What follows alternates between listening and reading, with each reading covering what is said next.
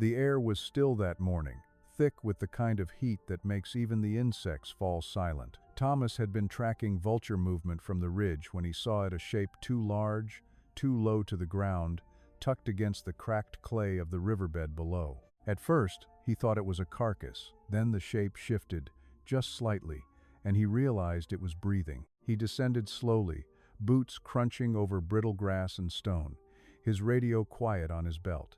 The closer he came, the clearer the form became. A lion, male, fully grown, with a dark mane that had begun to thin near the shoulders, dust-streaked and matted with burrs. The animal lay on his side, one hind leg bent awkwardly beneath him, the joint swollen and misaligned. His ribs rose and fell in shallow rhythm. His eyes, amber, unblinking, followed Thomas as he approached. Thomas stopped 20 meters out. His pulse kicked up, not from fear exactly, but from the wrongness of it all. A lion this size, this close to collapse, should have been surrounded by his pride, should have been guarded, or at least mourned. But there was no one, no tracks, no other prints in the dust, just him, alone, as if the world had already moved on. The lion did not growl, did not bare his teeth. He simply watched, his gaze heavy and tired, as if he had already made peace with whatever came next. Thomas crouched low, keeping his silhouette small. He studied the leg from a distance. The break was severe, likely from a fall, or a kick from prey during a hunt. The bone had not pierced the skin, but the angle was wrong, twisted inward in a way that made Thomas's stomach turn. Without movement, without water, the lion would be dead within days, maybe sooner. He considered calling it in. There were protocols for this. Injured predators, especially males, were often left to nature. Intervention carried risks, but something in the stillness of the scene made him hesitate. The lion had not panicked, had not tried to flee or lunge. He had simply laid himself down beside the only shade available, a narrow overhang of cracked earth, and waited. Thomas rose slowly, keeping his movements soft. He backed away, step by step, until the lion was a dark smudge again in the distance. Only then did he turn and climb back toward the vehicle, his mind already working through what he had just seen. He did not radio the office, not yet. He told himself he needed to assess the situation first, needed to understand what was happening before others got involved. But the truth, the part he didn't say aloud, was simpler than that. He couldn't shake the look in the lion's eyes. Not defiance, not surrender, just waiting, as if the animal had been expecting someone. That evening, Thomas returned. He brought water in a canvas bag, slung low across his back, and a small cooler with scraps of kudu meat left over from a research team's bait station. He parked the truck farther back this time, out of sight, and walked the last stretch on foot. The sun was falling fast, painting the riverbed in shades of rust and gold. The lion had not moved. Thomas set the water down first, 30 meters out, then the meat beside it. He did not approach further, did not speak. He simply placed the offerings in the open ground and retreated, his shadow long and thin across the sand. The lion's ears flicked forward. His nostrils widened, pulling in the scent. But he did not rise, did not drag himself toward the food. He only watched as Thomas walked away, his amber eyes catching the last of the light like embers in the dusk. Thomas sat in the truck until dark, engine off, windows down. He told himself he was observing, documenting behavior. But really, he was just waiting to see if the lion would move, if he would try. Hours passed. The stars came out, thick and cold. And finally, just before midnight, Thomas saw it, a slow, agonizing crawl. The lion dragged himself forward, one foreleg at a time, his hind leg limp and useless behind him. It took him nearly 20 minutes to cover the distance. When he reached the water, he drank for a long time, his tongue lapping weakly at the surface. Then he rested his head on the ground and closed his eyes. Thomas started the engine and drove back in silence. The image burned into his mind. He did not know what he was going to do. He only knew he would come back tomorrow. And the day after that, for as long as it took. Thomas came back at dawn the next morning, and the morning after that, he did not tell anyone at the station what he was doing. He filed his reports as usual, logged his patrol routes, and said nothing about the lion by the riverbed. It was not exactly a lie. It was simply something he kept to himself, the way a person might hold on to a fragile thing they were not ready to explain. Each visit followed the same careful rhythm. He would park the truck out of sight, walk the last stretch on foot, and set down water and meat at a fixed distance, never closer than 30 meters, never farther than 50. He moved slowly, deliberately, keeping his body low and his gaze indirect. He did not stare, did not linger. He simply left what he had brought and stepped back, allowing the lion the dignity of space. And the lion, in turn, allowed him to stay. It was a strange kind of arrangement, unspoken and tentative, built on nothing more than repetition and restraint. The lion did not flee when Thomas approached, did not snarl or flatten his ears in warning. He simply watched, his amber eyes tracking every movement, every shift in weight, as if measuring the man against some internal scale only he could see. There was no aggression in his gaze, but there was no trust either. Just observation, just waiting. By the third day, the lion had begun to anticipate him. Thomas noticed it in the way the animal's ears would pivot toward the sound of footsteps before he even came into view, the way his head would lift slightly, nostrils flaring to catch the scent on the wind. The lion no longer waited until Thomas left to approach the food.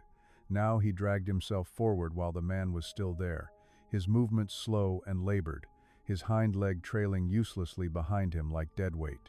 Thomas watched from a distance, his chest tight with something he could not name. The lion's strength was fading.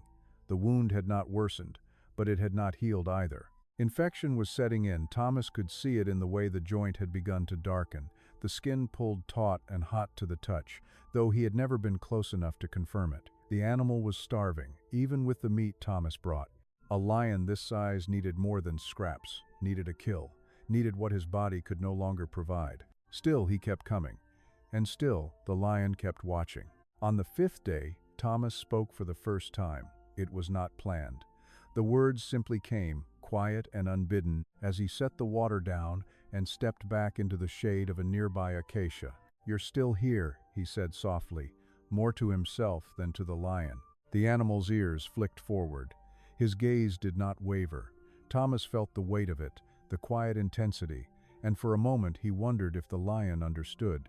Not the words, necessarily, but the tone, the presence of another living thing who had chosen, for reasons neither of them fully understood, to return. Thomas crouched low, resting his forearms on his knees. He stayed there for a long time, longer than he usually allowed himself. The sun climbed higher, casting sharp shadows across the riverbed. The lion drank, slowly, then lowered his head to the meat, and began to tear at it with careful, measured bites. He did not eat quickly, did not gulp or gorge.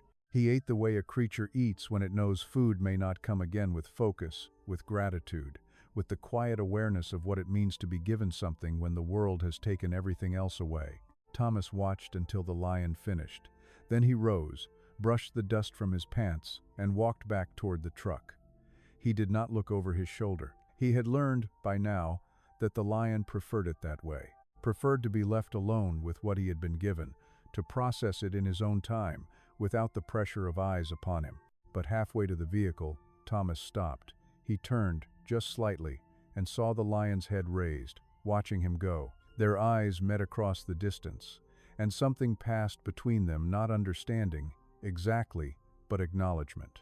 A recognition that this exchange, however strange, however fragile, was now something they both depended on. Thomas nodded once, a small gesture the lion would never interpret as anything more than movement. Then he continued on, his boots crunching softly over stone and sand. That night, he sat at his kitchen table with a mug of cold coffee and a notebook open in front of him. He wrote down everything he had observed: the lion's condition, the progression of the injury, the way the animal had begun to shift his weight differently, favoring the good leg, compensating for the broken one. He wrote about the lack of infection spreading, the steady alertness in the lion's eyes, the way he had started to groom himself again, licking at his paws and chest in slow, deliberate strokes. He wrote, too, about the choice he was making, the risk of it, the impossibility of explaining it to anyone who had not seen what he had seen, who had not felt the pull of that quiet, unrelenting gaze. He closed the notebook and set it aside. Tomorrow, he would go back. And the day after that, for as long as the lion remained, for as long as he was needed. It happened on the 14th morning, just after sunrise, when the light was still soft and the heat had not yet settled into the earth. Thomas arrived with water and meat as he always did, moving through the familiar motions with the quiet efficiency of routine. But something was different. He felt it before he saw it, a shift in the air, a tension that had not been there the day before. The lion was awake, his head raised higher than usual, his gaze fixed not on Thomas but on the open ground beyond the riverbed. His ears swiveled forward, alert, and his shoulders shifted slightly, as if gathering himself. Thomas slowed his approach, his instincts sharpening. He set the supplies down and stepped back, watching. For a long moment, nothing happened. The lion remained still, his breathing steady but deliberate, his body coiled in a way Thomas had not seen before.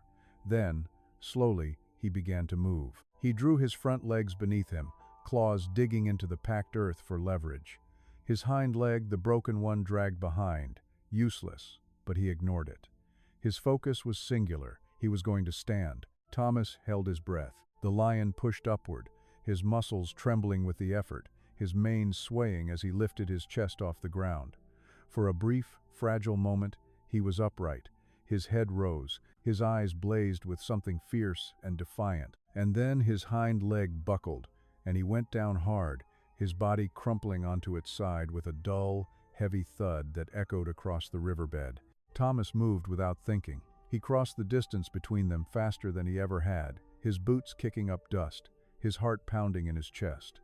He stopped 5 meters out, then 4, then 3, close enough now to hear the ragged pull of the lion's breathing, the low, guttural sound that came from deep in his throat, not a growl, but something closer to exhaustion, close enough to see the sweat darkening the lion's fur, the way his ribs heaved with each labored breath. The lion's eyes found him. They locked on, wide and unblinking, and for a heartbeat Thomas thought he had made a terrible mistake. That proximity would trigger instinct, would turn observation into confrontation. But the lion did not move, did not bare his teeth. He simply stared, his gaze heavy with something Thomas could not name, not trust, not yet, but perhaps the beginning of it, a recognition that this man, this quiet, persistent presence, was not a threat. Thomas lowered himself to the ground, slowly, until he was sitting in the dust with his legs crossed and his hands resting loosely on his knees. He did not reach out, did not speak.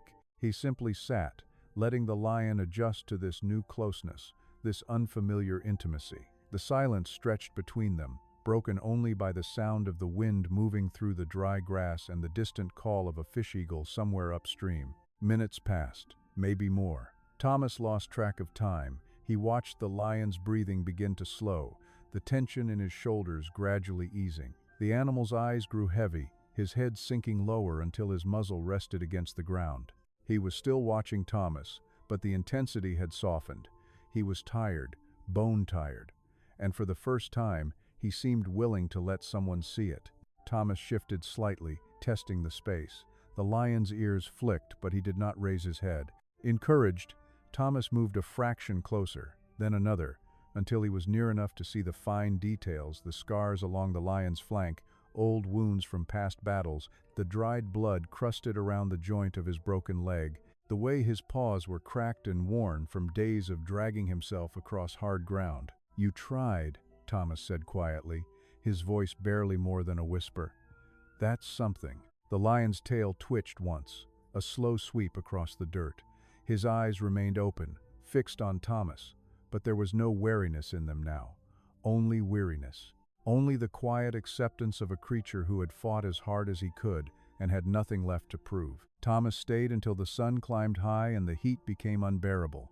He rose carefully, brushing the dust from his clothes, and backed away with the same slow deliberation he had used to approach. The lion watched him go, his head still resting on the ground, his breathing steady and deep. He did not try to stand again, but he did not look away either. That evening, Thomas sat in his truck and stared at the horizon, the sky bleeding orange and pink as the day folded into dusk. He thought about the moment the lion had fallen, the sound of it, the way the animal's body had crumpled, as if all the strength had been wrung out of him at once. He thought about the courage it had taken to try, knowing the odds, knowing the pain. And he thought about what came next, because something had changed between them, something unspoken but undeniable. The lion had allowed him close, had let him witness failure, vulnerability, collapse, and Thomas understood, with a clarity that settled deep in his chest, that he could not walk away now, not anymore. The lion had made his choice, and so, quietly, had Thomas. Thomas knew he could not keep it quiet forever. By the third week, the station supervisor had begun asking questions about fuel usage, about the hours logged on patrol routes that did not match the reports, about the way Thomas had grown distant and distracted during meetings. So Thomas told him, not everything, but enough. There was an injured lion, he said, male, mature, broken hind leg, too weak to hunt, too far from any pride. He had been monitoring the situation, providing minimal support, waiting to see if the animal would recover on his own. The supervisor listened, his face unreadable, and then made the call Thomas had been dreading. A veterinary team would be dispatched. The lion would be sedated, assessed, and relocated to a sanctuary where he could receive proper care. It was the right decision, the responsible one, and Thomas knew he had no grounds to argue. But when he hung up the phone, something cold and heavy settled in his chest.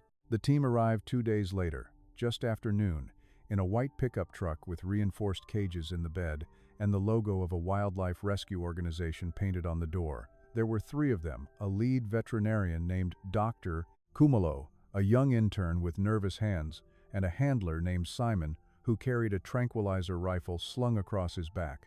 They were professional, efficient, and kind. They asked Thomas to lead the way. He did, though every step felt wrong.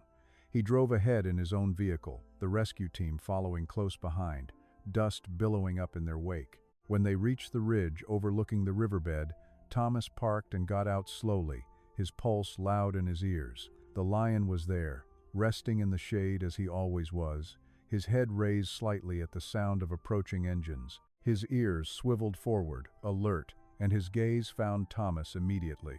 Dr. Kumalo stepped up beside him, shading her eyes with one hand as she studied the lion from a distance. She was quiet for a moment, assessing, and then she nodded. "He's in bad shape," she said softly, "but he's still strong enough to be dangerous. We'll need to move carefully." Thomas said nothing. He watched the lion, and the lion watched him back. The team began to prepare. Simon loaded the tranquilizer rifle, checking the dosage twice, while the intern unloaded equipment from the truck, a stretcher, medical supplies, thick canvas straps for securing the animal once he was sedated. Dr. Kumalo spoke in low, measured tones, coordinating the approach, outlining the steps. Thomas stood apart from them, his arms crossed, his jaw tight. He told himself this was the right thing, the only thing. The lion needed help that Thomas could not provide. But when the team began to descend the slope toward the riverbed, something shifted. The lion's body went rigid, his ears flattened against his skull, and his lips drew back slightly, revealing the edges of his teeth. It was not a snarl, not yet, but a warning. His gaze moved from Thomas to the strangers approaching him, and his breathing quickened, shallow and sharp. He did not like this, did not understand it. Dr. Kumalo raised a hand, signaling the team to slow. They fanned out slightly, keeping their distance, trying to give the lion space. But the animal was already moving. He pushed himself upright, his front legs trembling with the effort, his broken hind leg dragging uselessly behind him. He swayed, unsteady, but he did not fall, and then, slowly, deliberately, he turned. He positioned himself between the veterinary team and Thomas. Thomas's breath caught. The lion stood there, unsteady and broken, his body a barrier between the man he had come to know and the strangers who had come to take him away. His head was lowered, his shoulders squared, and though his strength was fading, his intent was unmistakable. He would not be moved, not like this, not without the one person who had stayed. Dr. Kumalo stopped. She glanced at Thomas, her expression shifting from determination to something softer, something closer to understanding. "He's bonded to you," she said quietly. Thomas felt the words settle over him like a weight. He had known it, on some level, had felt it in the way the lion's gaze followed him, in the quiet permission he had been given to come close. But hearing it spoken aloud made it real in a way it had not been before. Simon lowered the tranquilizer rifle slightly, uncertain. "What do you want us to do?" Thomas looked at the lion, at the way his legs shook with the effort of standing, at the exhaustion etched into every line of his body. The animal was in pain, was suffering, and yet he had risen, had placed himself between Thomas and the people who meant to help him, because trust, for a creature like this, was not something given lightly. It was earned, and it could not be transferred. Thomas stepped forward, moving past the veterinary team, past their equipment and their protocols. He walked slowly, deliberately, his hands open and visible, his gaze steady. The lion's ears swiveled toward him, and his body shifted slightly, adjusting to track the movement. But he did not retreat, did not growl. Thomas stopped a few meters away, close enough to see the rapid rise and fall of the lion's chest, the way his muscles trembled with fatigue. He crouched low, making himself smaller, less threatening. "Easy," he said softly. "It's all right." The lion's gaze locked onto his. For a long moment, neither of them moved. The world seemed to narrow to just the two of them, the space between filled with something fragile and unspoken. And then, slowly, the lion's legs began to give out. He sank back down onto his side, his body folding in on itself, his breathing ragged and deep, but his eyes never left Thomas, not for a second. Dr. Kumalo approached carefully, her footsteps soft. She knelt beside Thomas, her voice low. "He won't let us near him," she said, "not unless you're here." Thomas nodded, his throat tight. He understood what she was saying, understood what it meant. "Then I'll stay," he said. Dr. Kumalo studied him for a moment, then nodded. She signaled to the team, and they regrouped, adjusting their approach. This time, they moved with Thomas, allowing him to lead, to be the point of contact. Simon kept the tranquilizer rifle ready but did not raise it. The intern stayed back, giving space. And Thomas, for his part, did what he had been doing for weeks. He moved slowly, spoke softly, and let the lion decide. It took time. The sedation was administered carefully, with Thomas's hand resting gently on the lion's shoulder, his voice a steady murmur of reassurance. The lion's breathing slowed, his eyes growing heavy, and when he finally slipped into unconsciousness, it was with Thomas's presence the last thing he registered. The team worked quickly after that, assessing the injury, stabilizing the leg, preparing the lion for transport. But even as they loaded him onto the stretcher, even as they secured the straps and lifted him carefully into the truck, Thomas could not shake the image from his mind, the lion, broken and exhausted, standing between him and the world, refusing to leave, refusing to be taken. Dr. Kumalo paused beside him as the truck was loaded. "He'll be safe," she said gently. "We'll take good care of him." Thomas nodded, but he did not look at her. He was watching the lion, watching the slow rise and fall of his chest, the way his mane shifted slightly in the breeze. And he knew, with a certainty that settled deep in his bones, that this was not over. Not yet. The sanctuary was not what Thomas had expected. It was clean, well-maintained, with spacious enclosures, and staff who moved with the quiet competence of people who genuinely cared. But it was still a cage. The lion had been placed in a recovery pen, large enough to move around but enclosed by high fencing and concrete barriers. He had access to shade, water, medical care, everything he needed to heal, everything except freedom. Thomas visited on the third day. Dr. Kumalo met him at the gate, her expression warm but cautious. She explained the treatment plan: antibiotics for the infection, pain management, physical therapy once the swelling reduced. The prognosis was good, she said. The lion would likely regain partial use of the leg, not enough to hunt effectively in the wild, but enough to live comfortably here, in managed care, for the rest of his life. Thomas nodded, taking it all in, but his chest felt tight. He followed her to the recovery pen and stood at the fence, looking in. The lion was lying in the far corner, his body turned slightly away, his gaze fixed on the distant tree line beyond the sanctuary's perimeter. He did not look at Thomas, did not acknowledge his presence. His ears were flat, not in aggression, but in resignation. He looked smaller somehow, diminished. Thomas stayed for an hour, then two.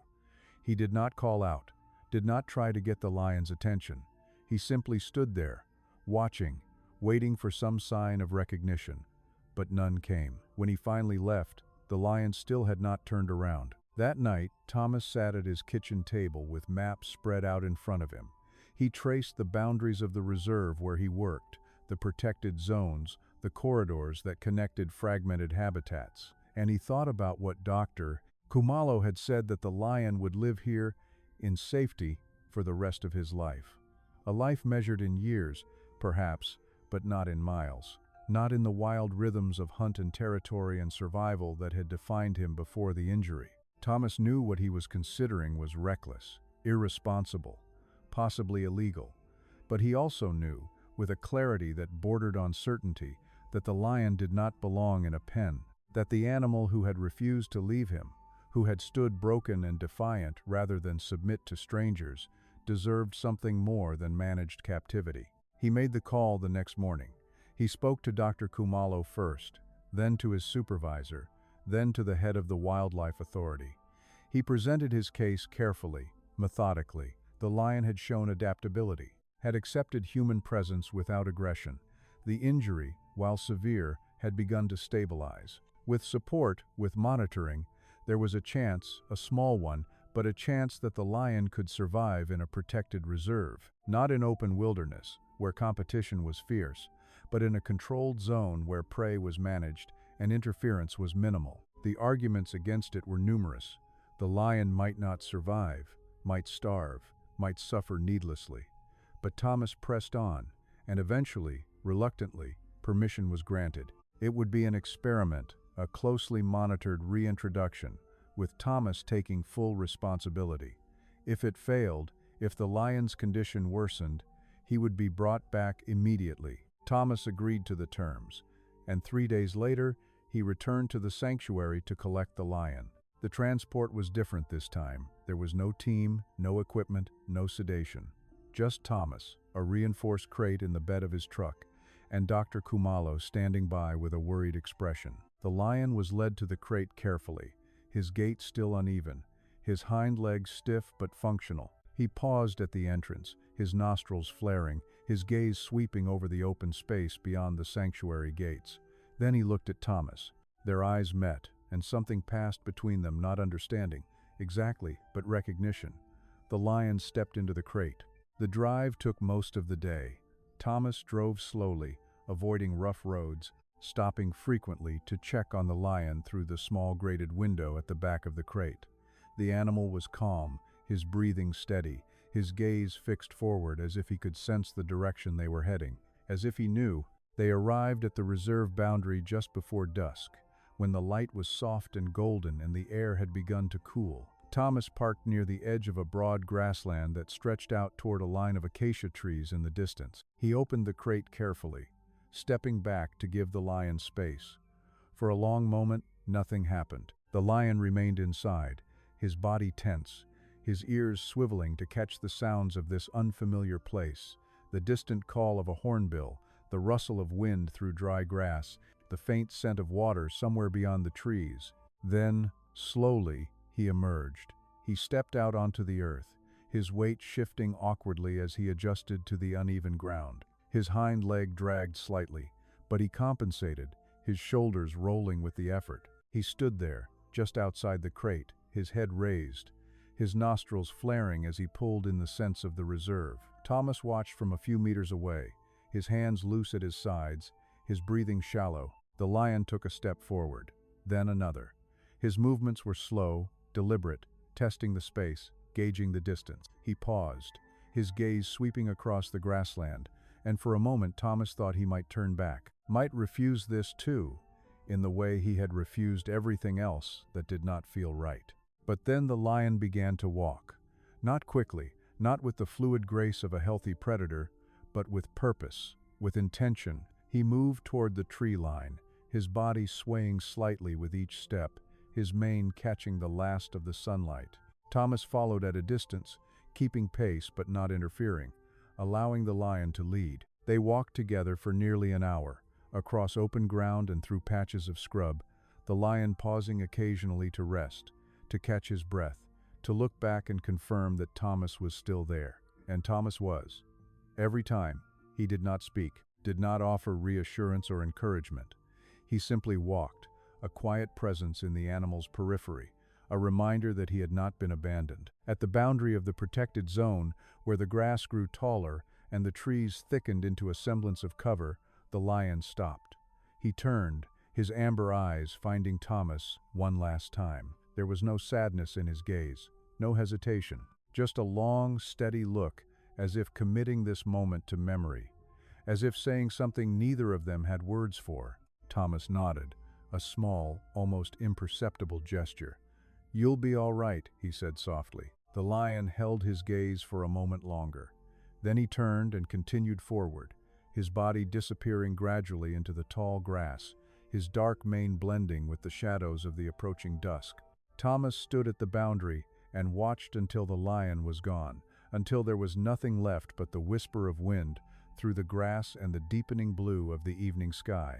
He did not follow, but he would return, tomorrow and the day after that, to check the water sources, to monitor the territory, to leave offerings when necessary, not as a caretaker, not as a rescuer, but as someone who had been allowed, for a brief and fragile time, into the life of a creature who had chosen trust over fear. Thomas turned and walked back toward the truck, his boots crunching softly over the dry earth. Behind him, somewhere in the distance, a lion's low call echoed across the reserve, not a roar, but something quieter. A sound that settled into the land and became part of it, and Thomas smiled, just slightly, knowing that sound would carry through the night, knowing the lion was exactly where he belonged,